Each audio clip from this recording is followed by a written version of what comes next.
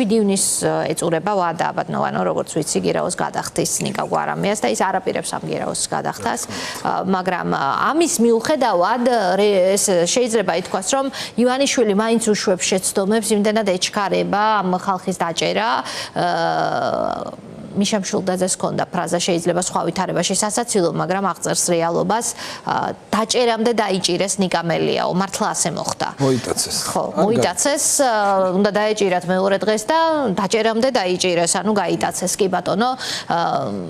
ეს მინდა შეგაფასებინოთ პირველ რიგში, ნიკასთან თუ ჰქონდათ კომუნიკაცია, გვარამიას 7 ივნისი, მოკლედ კოალიცია ლიდერებით ციხეში, რა სწრის ეს? მოგესალმებით მეგობრებო, რით დავიწყებ, იცით, სამწუხაროდ ყველაზე დიდი პრობლემა გახლავთ ის, რომ ძალიან შევეჩვიეთ ამ დაკავებებს. რა და ეს რაღაც თითქოს მარტივი, უბრალო და ყოველდღიურ წესად იქცა რა და ახლა წეღანაც თქვი, დღეს ორ ახალგაზრდას მიუსაჯეს 3 წლით პატიმრობა. მანამდე ახალგაზრდა გოგონები დააკავეს, კი და სრულიად არანორმალურ სიტუაციაში ბავშვებს, აი ამ სიტყვას გამოვიყენებ თუ კი ისინი არ მიწყენენ, ბავშვებს ციხეში აგზავნიან და ამის ფონზე რაღაც ახაც დასრული პოლიტიკაში მყოფი ადამიანების შესახებ თუნდაც 1 წლიან მათ პატიმრობაზე საუბარი, თითქოს არ გამოდის რაღაცნაირად ესეთი მორალური, მაგრამ პოლიტიკოსების დაკავებას თავისი მნიშვნელობა აქვს და სწორედ ამ მნიშვნელობაზე უნდა ვისაუბროთ. ჩვენ და არა მის რაღაც აი ამ ნაწილზე რომ რა დედა რა ცუდია ციხეში ჯდომა. თუმცა ის უნდა აღვნიშნოთ რა პოლიტიკური შედეგია ეს, არა მარტო მათთვის ვინც ციხეში ამას პოლიტიკური ფასი აქვს ივანიშვილისთვის.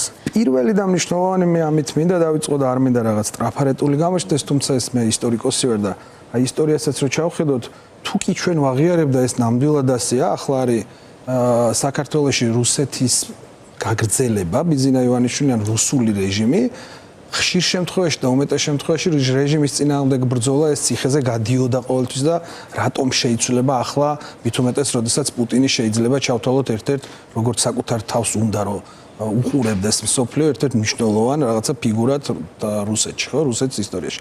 ამიტომ ეს გზაც რომ ციხეზე გავიდოდა, ეს პრინციპში ალბათ პოლიტიკაში მყოფმა ყველა ადამიანმა იცის. ეს ვიცოდით ჩვენ და ნუ პირველ რიგში რა თქმა უნდა ჩვენმა ლიდერებმაც. ამიტომ მე ვფიქრობ ეს პრინციპულობა, რომელიც პირველივე შეხებისას, აი ამ დათმობაზე წასვლის პირველივე შეხებისას არ დავთმეთ, არის ძალიან სწორი. ანუ რას ვგულისხმობ? თუ კი გადავიხდიდით მაგალითად შეიძლება ცოტა ხნით გადაგვედო ამ ადამიანების დაკავება. ჩვენ ვამბობთ, რომ თუ კი ვიბრძვით ისეთი რთული მტრის წინააღმდეგ, რომელიც კრემლიდან, კაკებედან მოდიში ამ რუსულ აბრევიატურის გამოყენებაზე, თუმცა მას ნამდვილად ასე შინაარს ეს სიტყვა კარგად გამოხატავს, მაშინ დრო აღარ უნდა დაიკარგოს და ჩვენი პასუხები უნდა იყოს მყისიერი. თუ კი ეს მყისიერი პასუხები იქნებოდა საერთო კოალიციური გაცილებით უფრო ძლიერი იქნებოდა, მე ყოველთვის ამას ვამბობ და ნებისმიერ სიტუაციაში შემიძლია ამაზე კამათი, რომ ეს იქნებოდა ერთ-ერთი მნიშვნელოვანი იარაღი ჩვენ თვითონ შეგვეთავაზებინა ბიძინა ივანიშვილისთვის თამაშის წესები. ანუ ჩვენ თუ დაუშვათ თებერვალში კაფიოდ განვაცხადებდით, ეს იქნებოდა დოკუმენტი შექმნა მასზე ხელმოწერა ყველა პოლიტიკური პარტიის გარო არ შევდივართ არჩევნებში, მაშინ შეიძლება სრულიად სხვაგვარად წარმართულიყო ბრძოლა. ანუ რას ვგულისხმობ? ყველა შემთხვევაში ქართულ ოცნებასთან ეს ურთიერთობა იქნებოდა კონფრონტაციული და დაპირისპირების, იმიტომ რომ სხვაგვარად არ, მაგრამ მათ მოუწევდა დაგეგმილი აი ახლა რასაც მოდი როგორ რაშიც ახლა ჩაგვითრიეს შეიძლება ასე ვთქვათ, რაშიც ახლა დროს გვაკარგინებენ იმის საწინააღმდეგო. ჩვენ განსაზღვრავდით აი ამ ბრძოლის რაღაცა მიმართულებებს, იმიტომ რომ დაინახავდა ბიზინა ივანიშვილი, რომ ვაჭრობა ჩვენთან აი მთლიანობაში როგორც ახლა ჩვენ კონკრეტულ კოალიციასთან არ არის შესაძლებელი, ასე არ იქნებოდა ყველა აი მთლიანად ოპოზიციურ სპექტრთან. ამიტომ მე მიმაჩნია, რომ აი 4 ოქტომბრის არჩევნები, რომელიც არის ერთ-ერთი მნიშვნელოვანი თამაში, მოედანი, ასე ვთქვათ, პოლიტიკური, სადაც ყველაზე მნიშვნელოვანი გამარჯვებები უნდა წამოიღო, ამ შემთხვევაში ჩვენ შეგვიძლია ეს გამარჯვება აქვე დაგვეწერა, მასში არ მონაწილეობით. რატომ? იმიტომ რომ აი ეს პრინციპულობა განსაზღვრავს ორ რამეს. ერთი, რასაც უკვე მივახციეთ, იმის გაძლიერებას და გამყარებას, რაც არის საბოლოო ჯამში გამარჯვების, ჩვენი გამარჯვების მთავარი საყრდენი, ეს გახლავთ დელეგიტიმაცია ხელისუფლების, ის რასაც უკვე მივაღწიეთ, ანუ ის რომ საბოლოო ჯამში თელმა მსოფლიომ აღიარა, რომ ბიძინა ივანიშვილი არის რუსული რეჟიმი. და თუ კი სამყარო აი ახლა თქვენ ლაპარაკობდით უკრაინასთან მიმართებაში, თუ კი სამყარო აღიარებს იმას და ესაც ეს არის რომ რუსეთი უნდა, მოდი ასე დავარქვათ, შესუსტდეს, დამარცხდეს, ვერ გაიმარჯვოს, დიახ. ხო, მოდი ასე ვთქვათ, რომ ეს მისი ვერ გამარჯვება ყველა შემთხვევაში დამარცხება, იმიტომ რომ ამ ომში რუსეთს სხვა მიზნები ჰქონდა ყოველთვის ისე როგორც ჩვენთან მიმართებაში. ამიტომ მე ვფიქრობ, რომ ეს არის ძალიან მნიშვნელოვანი ხაზი. პირველ რიგში ჩვენ გავამყარებდით იმას, რასაც უკვე მივაღწიეთ. არა მხოლოდ პოლიტიკოსებმა, არამედ პირველ რიგში იმ ხალხმა, ვინც ციხეში ზის, ვინც ქუჩაში აი თითქმის 200 დღეა უკვე განუწყვეტლი და რაღაც უწყვეტად ქუჩაში დგას, ვინც სამსახურებიდან გამყარს. ანუ ყველა იმ პრინციპული ადამიანის ბრძოლის შედეგად მიღწეულ შედეგს გავამყარებდით, რასაც უნდა დაემყაროს და დააშენდეს მერე შემდგომში მომავალი გამარჯვება, ანუ რას ვგულისხმობთ? პირველ რიგში დაინიშნოს ადგილობრივი არჩევნები. ის უკაცრავად საპარლამენტო არჩევნები. პირველ რიგში შეიცვალოს ის ინფრასტრუქტურა, რომელიც ამ არჩევნებში დათვლის და ტაბლოზე დაიწეროს იმდენი გოლი, რამდენსაც ვინმე გაიტანს, ხო? მარტივად რომ ავხსნათ. ზუსტად ის შედეგები გადმოვიდეს, რა შედეგებიც, აი ახლა პოლონეთმა გვაჩვენა ამის ძალიან კარგი მაგალითი. მილიონობით ადამიანი ცხოვრობს და ასეულობით ადამიანის ხმამ განსაზღვრა და ეს არის დემოკრატიის თემი. არავის შეუტანია ეჭვი ამ არჩევნების ლეგიტიმაციას. 1%-იანი სხვაობის მიუხედავად, ყველა მიულოცა დასავლეთიდან. ეს არის ძალიან კარგი პარალელი იმის აღსანიშნად, რა ხდება ჩვენთან. რატომ არ არის აქო ლეგიტიმაციის პრობლემა, იმიტომ აქვს ეს ლეგიტიმაციის, რატომ არ აქვს ლეგიტიმაციის პრობლემა პოლონეთში ჩატარებულ არჩევნებს 1%-იანი სხვაობით.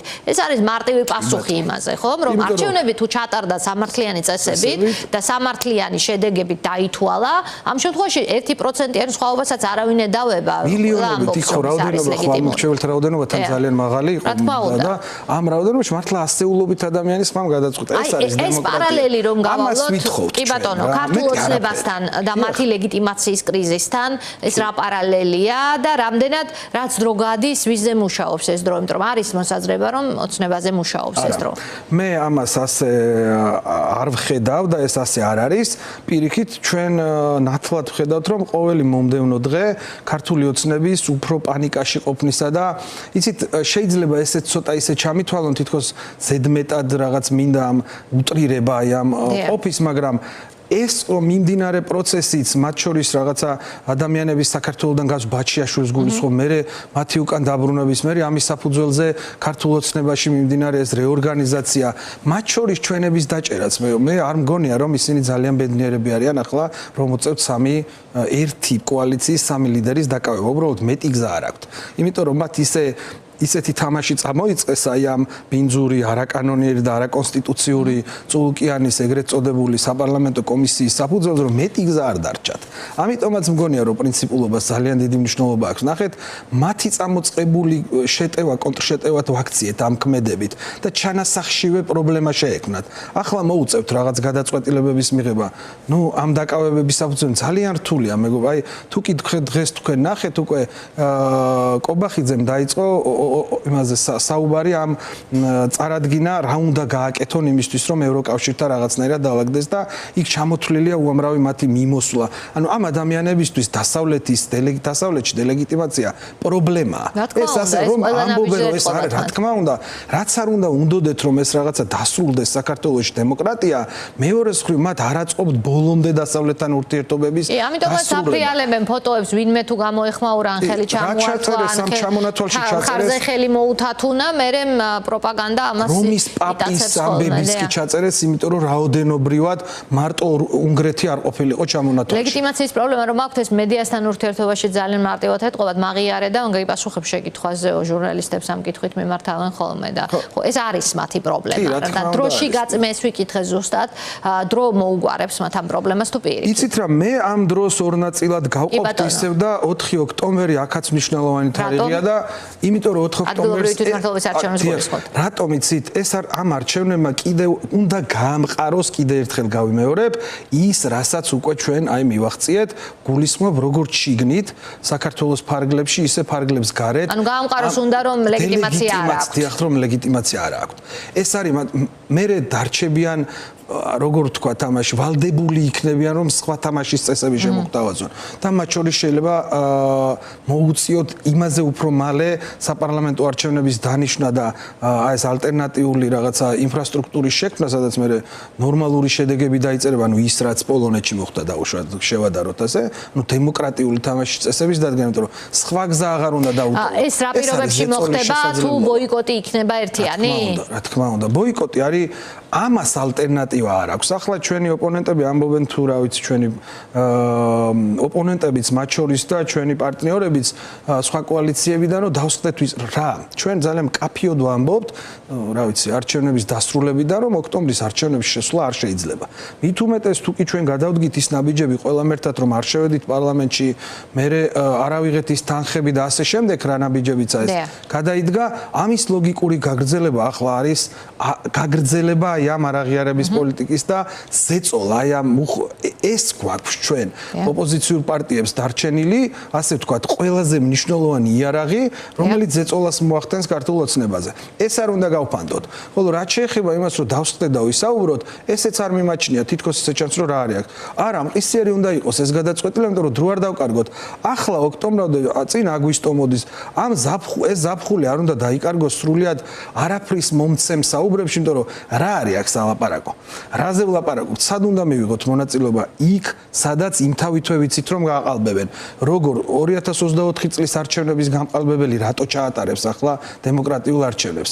ჩვენ რომ ვამბობთ, რომ თბილისი მოვიგეთ, მაშინ ასე იყო საჭირო. მაშინ იაფი დაჯდა ამ სიტყვის პირდაპირ მნიშვნელობით რეგიონების გაყალბება.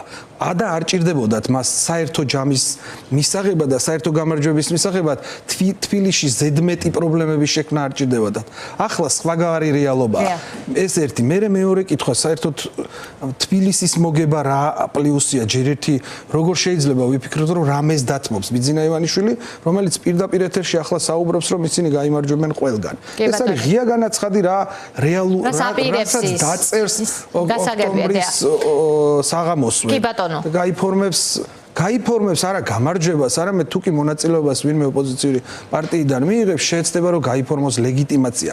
მისთვის ადგილობრივ არჩევნებს განსაკუთრებით მნიშვნელობა აქვს, რომ გააправოს ბოდიში ისევ ამ რუსულ გამოთქმაზე, მაგრამ რუსულ რეჟიმს ეს უხდება, გააправოს 2024 წლის არალეგიტიმური და მიტაცებული საპარლამენტო არჩევნები. კი ბატონო და ბოლოს მინდა ვიკითხო უკრაინაზე, ბატონო, რამდენად არის ეს კავშირში საქართველოსთან, რამდენად მალე დამარცხდება ამ ომში პუტინი.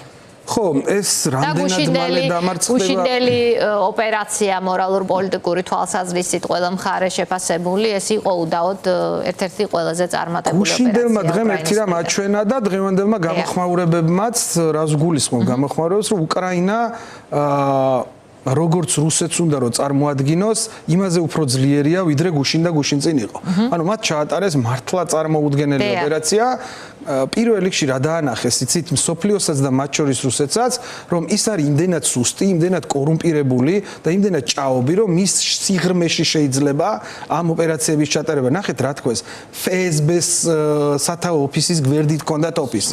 ეს არის რაღაცნაირად პირდაპირ სისტემის შუაგულში, მოხვედრა, არა მხოლოდ ის 1/3, რაც თავისთავად არის ძალიან მნიშვნელოვანი. ანუ რუსეთის ჩამოშლილი სისტემისთვის ხაზგასმა. ხვალ იგივე პრობლემა შეგექმნება ნებისმიერ ადგილას. ამიტომ მე მგონია რომ ამ გუშინელმა დღემ ისეთი მუხტი მოგცა რომ იმაზე მალე შეიძლება დასრულდეს ეს ომი თანაც იმ შედეგით ან უკრაინის გამარჯვებით, მშვიდობის გამარჯვებით და ცივილიზებულობის გამარჯვებით. ამიტომ აქვს ჩვენთან პირდაპირი კავშირი. მე ვამბობ ერთ რამეს, თანამედროვე სამყაროში მიმდინარეობს ღირებულებითი დაპირისპირება. ამიტომ როდესაც ვამბობთ რომ დღეს ბიძინა ივანიშვილის რუსულ რეჟიმთან ბრძოლა, ეს არ არის მხოლოდ პოლიტიკური ბრძოლა, ეს არის იდენტობისთვის, ჩვენი იდენტობისთვის ბრძოლა. დემოკრატიასა და დიქტატურასა და ავტორიტარიზმის იმ ხარეს უნდა დარჩეთ, რომელიც ჩვენი ისტორიულ, ცივილიზაციურ, კულტურული და პოლიტიკური თვალსაზრისითაც გვაკუთვნებს ევროპასა და დასავლეთში ადგილს. ძალიან დიდი მადლობა.